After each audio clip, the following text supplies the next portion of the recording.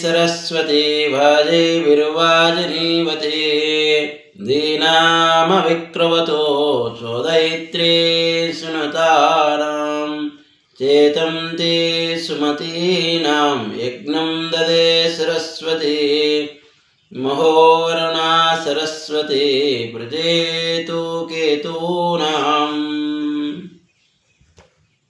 सरस्वती नमस्तुभ्यं वरदे कामरूपिणी विद्यारम्भं करिष्यामि सिद्धिर्भवतु मे सदा।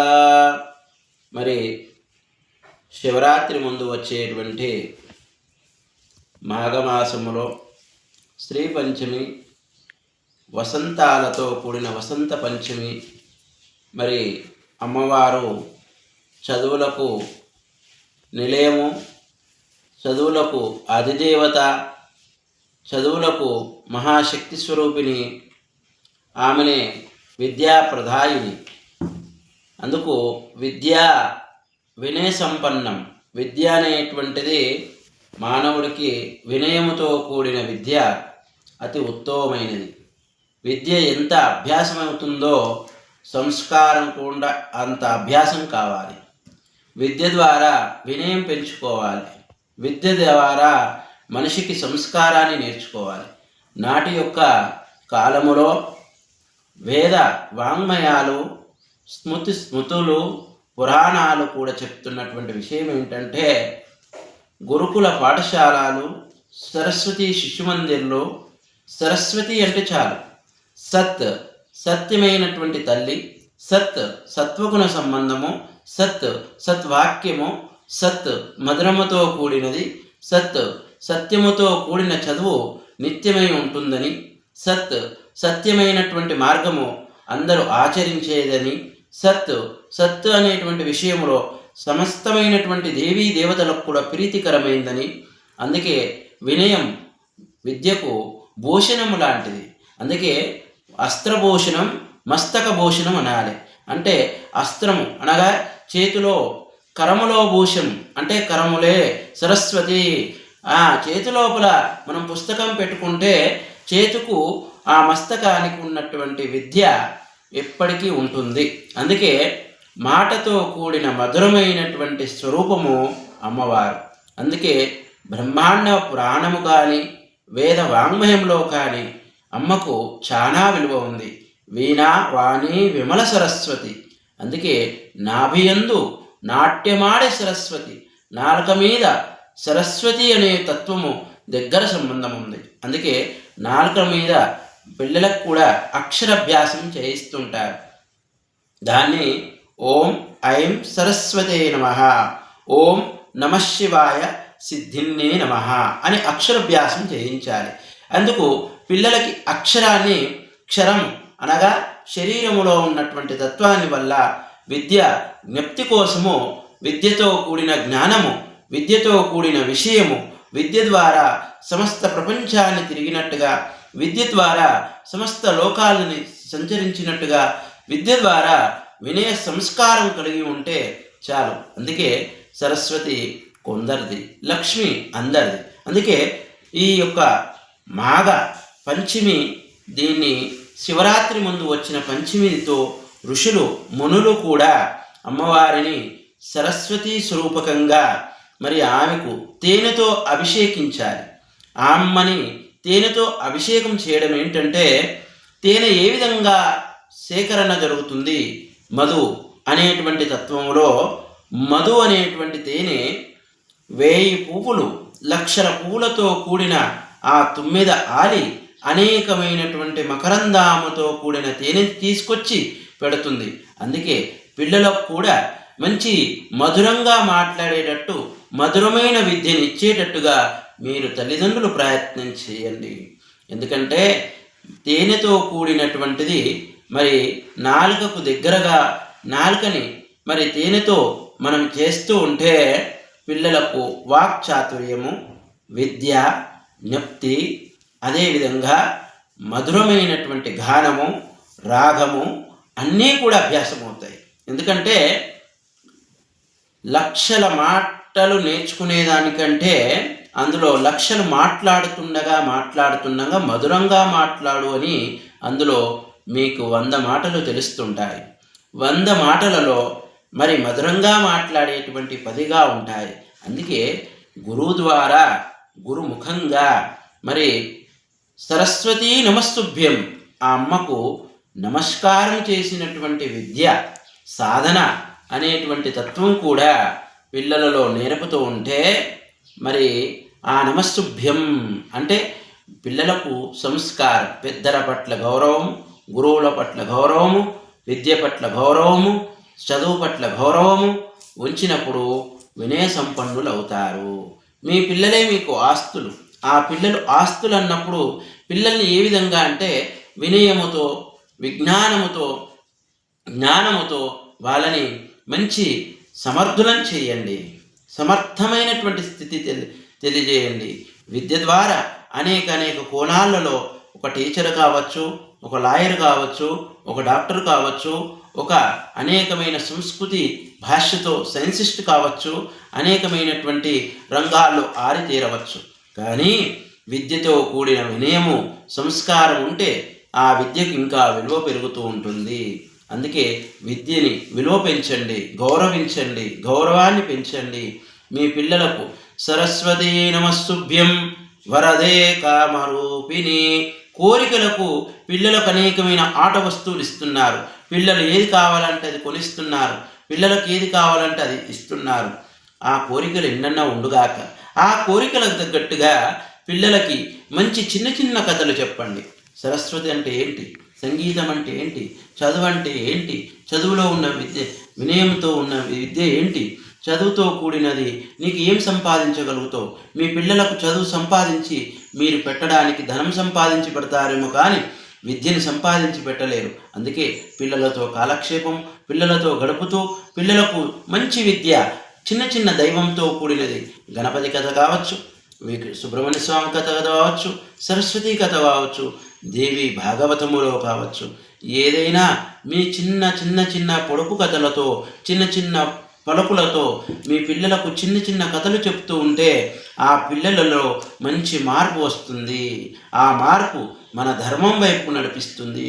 ఆ ధర్మాన్ని ఆచరిస్తూ సదా వాళ్ళని రక్షిస్తూ ఉంటుంది. అందుకే వరదే కామరూపిణి విద్యారంభం కరిష్యామి. విద్య ద్వారా సమస్తమైనటువంటిది సాధించిన వాడవుతాడు, సమస్తమైనటువంటిది పొందిన వాడవుతాడు. కానీ విద్య వచ్చిందని పిల్లలలో కానీ, పెద్దలలో కానీ, ఉపాధ్యాయుల్లో కానీ, ఎవరిలో కానీ, గురువుల్లో కానీ విద్య ఉంటే ఉండుగాక. కానీ విద్యతో కూడిన అహంకారం వస్తే ఆ విద్య ఉన్నా ఒకటే, పోయినా ఒకటే. అందుకే విద్య అనేది వినయ సంపన్నం అంటే మధురమైనటువంటి విద్య. అహంకారము లేకుండా ఉన్న విద్య అది ఎప్పటికీ ప్రయోజనం అవుతుంది. అందుకే విద్య లేనివాడు వింత పశువు అన్నారు. కానీ విద్య ఉన్నా అహంకారం లేకుండా ఉంటే అది సంపన్నమవుతుంది. విద్య లేనివాడు కూడా సంస్కారంతో విద్యావంతుడు అవుతున్నాడు, యోగి అవుతున్నాడు, సాధకుడు అవుతున్నాడు. సంస్కారమే నీకు ముఖ్యము. అందుకే అన్ని వస్తువుల కంటే, వాస్తవానికంటే మరి సంస్కారం పిల్లలలో నింపండి. ఆ సంస్కారమే మీ పిల్లలకు జ్ఞాపకార్థంగా ఉంటుంది. మళ్ళీ పోయిన కాలం తిరిగి రాదు, పోయిన వయసు తిరిగి రాదు, పోగొట్టుకున్న మనుషులు రారు. అందుకే కాలము, వయసు, మరి చదువు. అందుకే ఏ సమయంలో ఏది చెప్పాలనో అది చెప్తూ పిల్లలలో మంచి అలవాట్లను చెప్తూ ఉండండి. దాని మార్గానికి పెంచుతూ ఉండండి. ఆ మార్గము మీ పిల్లలలో మార్పు తీసుకొస్తుంది అని నేను ఘంటాబద్ధంగా చెప్తున్నాను. ఎందుకంటే పిల్లలలో ఉండాల్సిన శక్తి మేధాశక్తి. అందుకే మేధాదక్షిణమూర్తి స్తోత్రం కూడా ఉంది. కానీ మేధాదక్షిణమూర్తి స్తోత్రానికంటే సరస్వతి యొక్క తత్వం తెలుసుకున్నవారు ఉత్తములు అవుతారు. అందుకే దక్షిణామూర్తి స్తోత్రం కావచ్చు, సరస్వతీ స్తోత్రము కావచ్చు, మీ పిల్లలకు మీకు ఏ శ్లోకం వస్తే ఆ శ్లోకాన్ని, ఏ నామం వస్తే ఆ నామాన్ని పదే చెబుతూ చిన్న విషయాలు చెప్తూ ఉంటే పిల్లలలో మంచి మార్పు వస్తూ ఉంటుంది. అందుకే మార్పు కోసం వెతకండి, మార్పు కోసం చేయండి. మార్పు అనేది తననుకుంటే కాదు, పిల్లలకు చెప్తూ వస్తూ ఉంటుంది. మార్పు మనిషిని మారుస్తూ ఉంది. మంచితనం మించినా దొరకదు. మంచితనం మనిషిలో విలువను పెంచుతుంది. అందుకే సత్ సరస్వతి తం త్వం అసి తత్వమసి అంటే త్వం అసి తత్వమసి అంటే తత్వాన్ని తెలుసుకునేటట్టుగా పిల్లలకు నేర్పండి. అందుకే అక్షరాభ్యాసాన్ని చేయించండి. క్షరంలో ఉన్నటువంటి తత్వాన్ని తెలుసుకునేటట్టుగా చెప్పండి. వరదే కామరూపిణి విద్యారంభం కరిష్యామి సిద్ధిర్భవతు మే సదా. సిద్ధి పొందిందంటే ఇంకా చాలా ఉత్తముడవుతాడు. అందుకే మకరందముతో కూడినది, మాట మధురమై ఉండాలి, గానం కోయిలై ఉండాలి. మనిషి రూప వర్ణాతీతం కాదు, వాక్కు చాతుర్యం పెరగాలి. అందుకే మా పిల్లలలో ఈ రోజుల్లో మేము చూస్తున్నాము, పిల్లలలో మా పిల్లలకు జ్ఞప్తి ఉండలేదు స్వామి, మా పిల్లవాళ్ళకు చదువు వస్తలేదు స్వామి, మా పిల్లలకు అసలు వినయం లేదు స్వామి, మా పిల్లలు ఎటుపడితే అటు మాట్లాడుతున్నారు. అటువంటి సమయంలో మీరు పిల్లలతో గడిపి చిన్న చిన్న విషయాలు చెప్పి సరస్వతి శ్లోకం కావచ్చు, శివుడి యొక్క నమశివాయ, ఓం నమశివాయ, ఓం నమశివాయ సిద్ధిన్నే నమః, ఓం ఐం సరస్వత్యే నమః అనే నామాన్ని మీరు ఎంత చెప్తారో అంత ఉత్తమమైన మార్గాన్ని ఇస్తూ ఉంటుంది. అందుకే పిల్లలకు ఎంతటి వినయము విద్యకు భూషణము. అందుకే పుస్తకము గూట్లో ఉండి గూడు కింద కూర్చుంటే విద్య రాదు. అందుకే భగవంతుడు కూడా, కృష్ణుడు వ్యాస మహర్షి చెప్పినటువంటి భగవద్గీత మరి కృష్ణుడు చెప్పిన గీత అయింది. ఆ కృష్ణుడు ముఖారవిందం నుంచి వచ్చిన గీత అయింది. ఆ గీత అర్జునుడు విన్నట్టుగా అయింది. అందుకే గీత అనేటువంటిది కూడా విద్యకు దగ్గర సంబంధము. పురాణ ఇతిహాస స్మృతి పురాణాలు కూడా విద్యకు సంపన్నమైనటువంటి కాబట్టి అనేకమైనటువంటి ఆభరణాలతో కూడిన దానికంటే మూలము తెలుసుకున్న మూల సరస్వతిని మరి పిల్లలలో కూచిపూడి అంటే భరతనాట్యాన్ని నేర్పండి. సినిమా డ్యాన్సులు నేర్పుతున్నారు, అది వ్యాయామం కాదు. పిల్లలలో నాట్యరాజ స్వరూపకమైనటువంటి నాట్య స్వరూపిణిగా, నాట్య నర్తకిగా, నాట్య స్వరూపంగా మీరు భరతనాట్యాన్ని నేర్పుతూ ఉంటే పిల్లలలో మంచి మేధాశక్తి పెరుగుతుంది. ఎందుకంటే కళా తత్వము ఎవరిలో ఉందో తెలియదు, కానీ మీరు ప్రోత్సహిస్తే పిల్లలలో ఉన్న కళ మీకు కూడా తల్లిదండ్రులు ఆశ్చర్యపోయేటువంటి కళ బయటకు వస్తుంది. అందుకే పిల్లలలో ఉన్నటువంటి కళ వచ్చిందంటే ఆ కళా నైపుణ్యం ద్వారా, ఆ పుణ్యం ద్వారా, మీ పూర్వజన్మ సుకృతం ద్వారా తల్లిదండ్రుల పేరు వస్తుంది. అందుకే పిల్లలు ఈ రోజుల్లో తల్లిదండ్రులను ప్రేమించడం తగ్గిపోతుంది, విద్యని ప్రేమించడం తగ్గిపోతుంది, బయట వాళ్ళని ప్రేమించడం ఎక్కువైతుంది.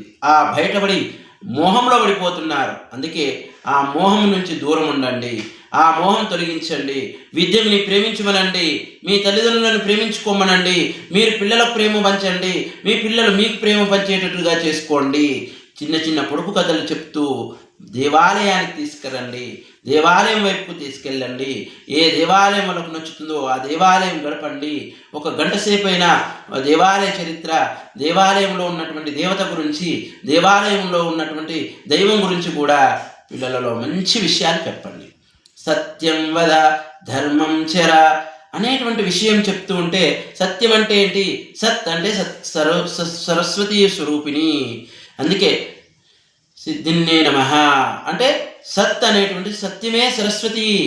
నీకు విద్య ఉంటే నువ్వు ప్రపంచం తిరిగి వచ్చినట్టుగా సత్యము, ధర్మము నిన్ను కాపాడుతూ ఉంటుంది. అందుకే అట్టి ధర్మం వైపుకు మరి హంసాయ విద్మయే పరమహంసాయ ధీమి తన్నో హంస ప్రచోదయాత్. హంస అనేటువంటిది తెలిస్తే హింస లేదు, హంస ఎరిగిన వారికి హింస లేదు.